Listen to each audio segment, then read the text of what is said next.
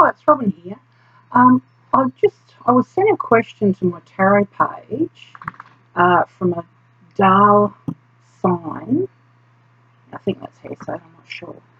And he was asking, how can we minimise negative thoughts when we're anxious? What we can do to come out the other side.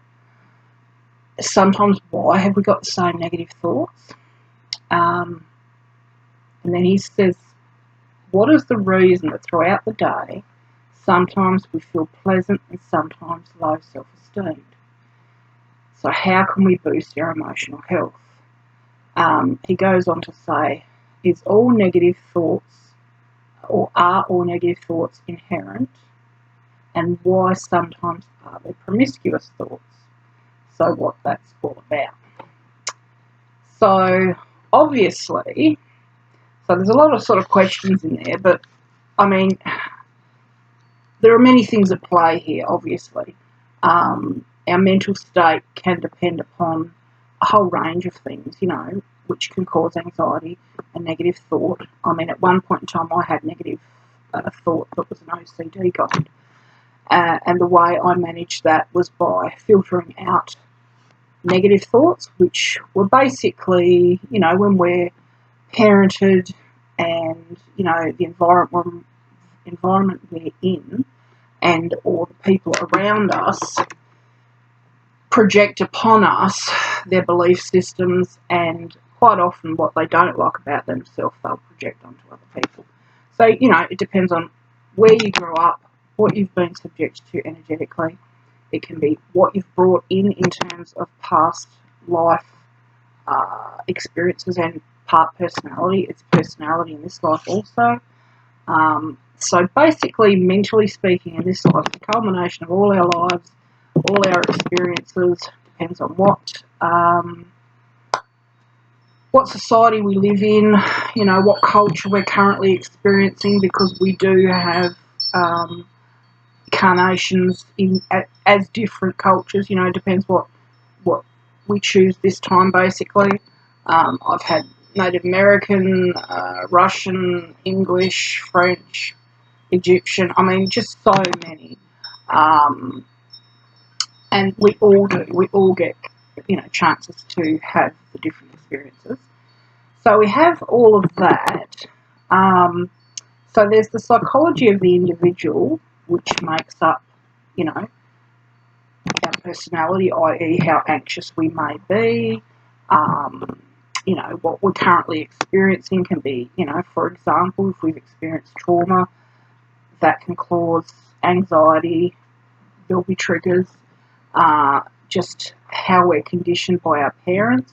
We can learn conditioned responses that become anxiousness within us, So it's very multifaceted, and on an energy level, if we're very empathically sensitive, we can pick up people around us, I can literally walk past someone and all of a sudden I can have this barrage of thought projected around me, which is basically me walking through their energetic field. We can all do this to some extent, of course. The more sensitive you are, the more you'll pick it up. So all of a sudden you might get a heap of swearing or information in your energetic field that's like, where'd that come from?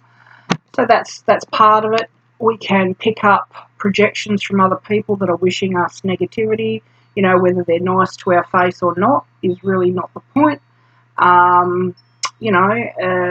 So if someone's projecting, I hate so-and-so and I think blah, blah, blah, blah, blah, then we may pick it up. So, I was away one trip and I kept getting the word hypochondriac in my mind. Well, I come back and then I find out that somebody has said to them, Robyn's a hypochondriac, blah, blah, blah.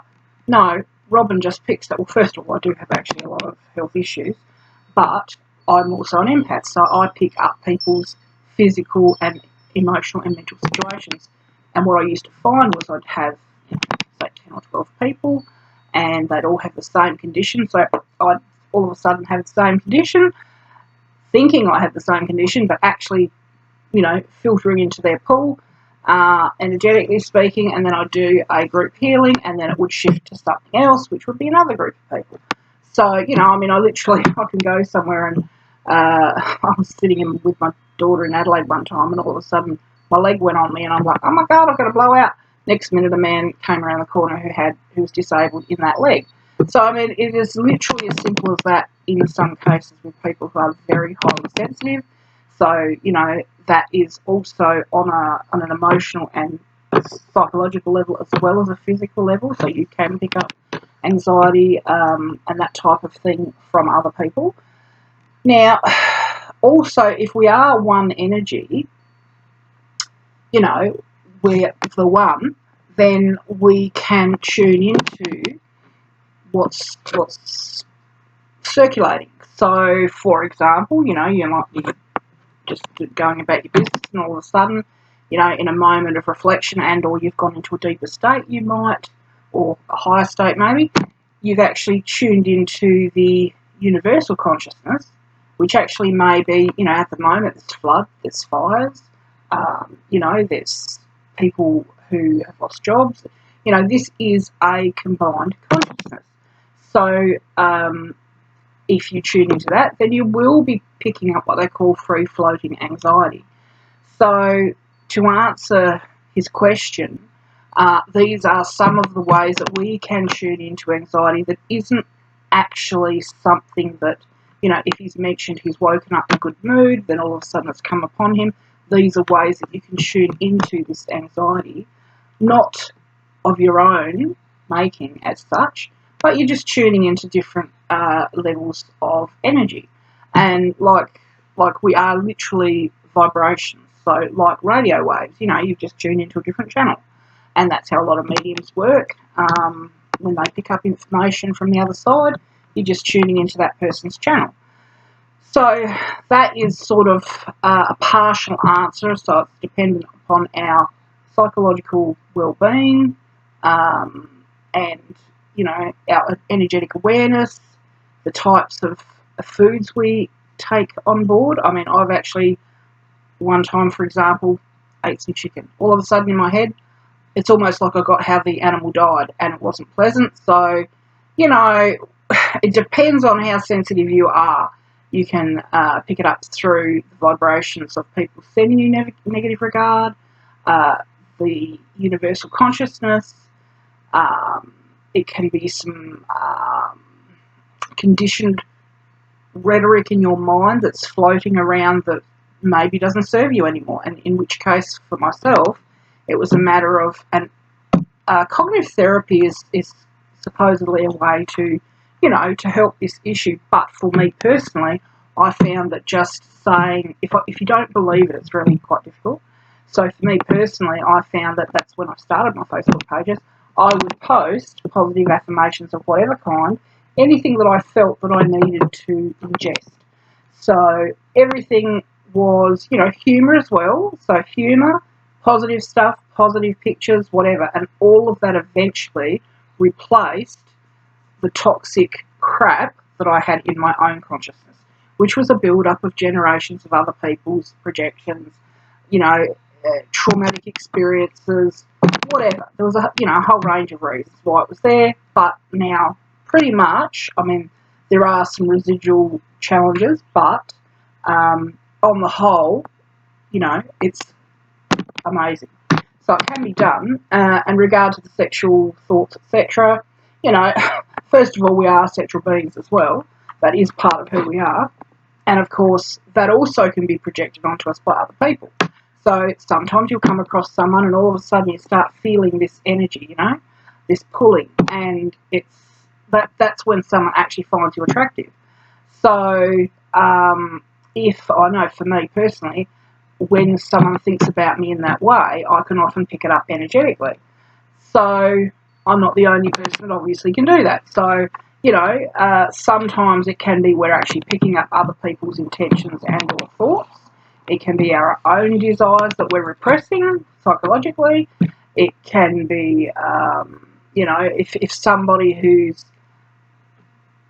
stuck in that base but negative rightly so energy, and it's sort of like I said, it's a very base energy, and you're around that person, maybe that thought form's coming in. So, you know, to answer this person's question, these are places where this energy transfer, if you like, can come from. And of course, you know, if it becomes a problem and it's something that is repetitive, overpowering, and makes you feel uncomfortable, seek help. You know, see a counsellor, do some meditations, ask your angels where it's coming from, ask them to clear your energy. Crystals can help clear it. Just any sort of prayer where your intention is. So whether I use a finger, a feather, a crystal, a wand, whatever, if your intention is to clear something and you ask the angels for help, then, and that is your intention, then you'll get the answer. So, you know, whether you come across a course, a counsellor, a healer, a conversation that gives you some information, you know, songs or music, something that's going to help lift it off and heighten your mood, then you will be given that information. You know, basically, I mean, serotonin, of course, gives us a good mood. But, you know, we are human. We're here to experience all levels of feelings on this planet. You know, Earth is the planet of feelings, love, and emotion. That's what this planet affords in terms of soul growth. So it's probably long-winded, but meditation, clean eating, you know, like-minded friends vibrationally speaking. If you get gut feelings that suggest, you know, you sort of freeze up, look at that, because there's a warning there from your own body. So many things, you know, I mean, and of course, if I have actually suffered extreme depression in my life, and I've also had social phobia and specific phobias and things from trauma and whatnot.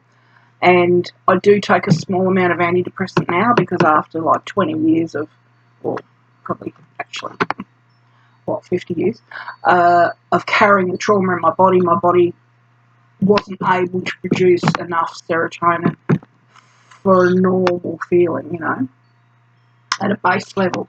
So, you know, antidepressants are there to be used if you know that without them your life is, you know, not manageable, or there's no quality of life, which I actually lived in for a very long time.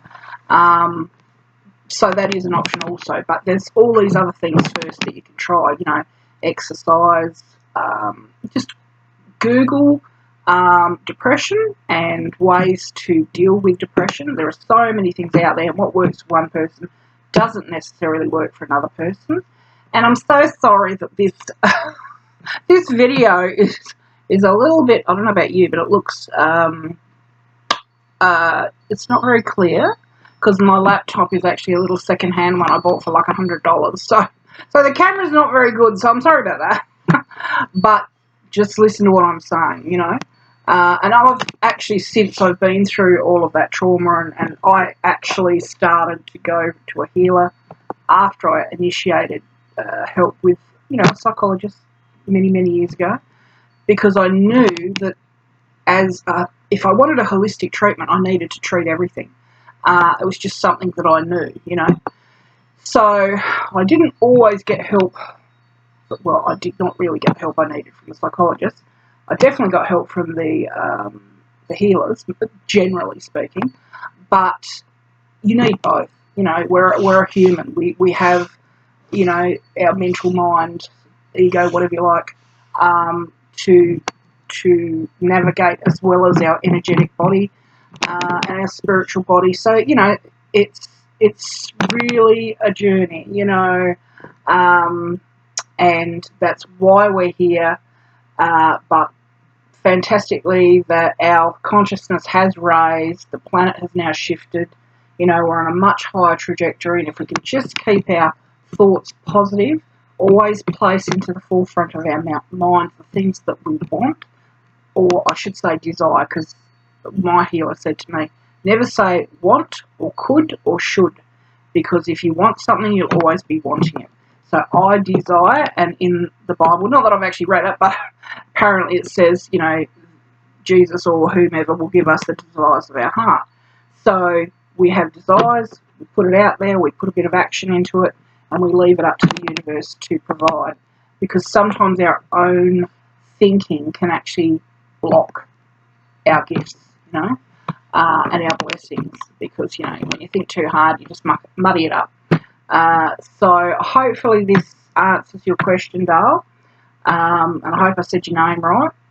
I'm Australian, so I probably didn't pronounce it right. But God bless you. And, yeah, if anyone's got a question, I can give you just an opinion.